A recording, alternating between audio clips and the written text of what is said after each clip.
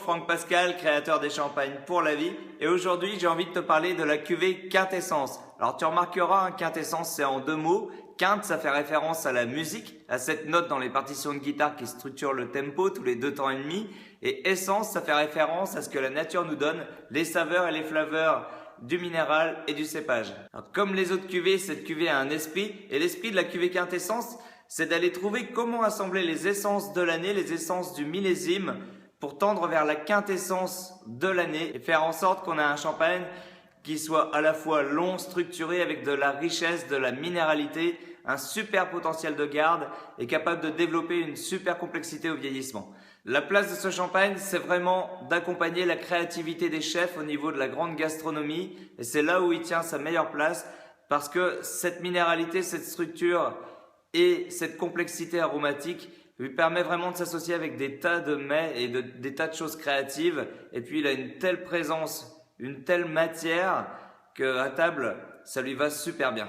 La question qu'on me pose souvent, c'est est-ce que pour faire cette cuvée, ce sont des parcelles particulières? Justement, non. Chaque année, chaque vigne va donner un potentiel différent. Tu comprendras qu'une parcelle qui est orientée sud, qui reçoit le vent du sud, qui est pleinement exposée au vent du sud, va donner quelque chose de particulier dans le raisin. Et cette même parcelle, il y a un vent pendant la maturité qui souffle du nord, elle est protégée, elle va donner quelque chose d'encore différent. Donc la création de cette cuvée demande une ouverture d'esprit, demande de rester ouvert et de focaliser uniquement sur l'élevage, sur la vinification qui va révéler le potentiel justement qu'il y a eu dans le raisin, qui est si spécifique sur chaque millésime, et d'aller trouver quels sont les vins qui peuvent rentrer, qui ont le potentiel pour rentrer dans cette cuvée. Chaque année, les parcelles changent, les terroirs changent et les cépages changent.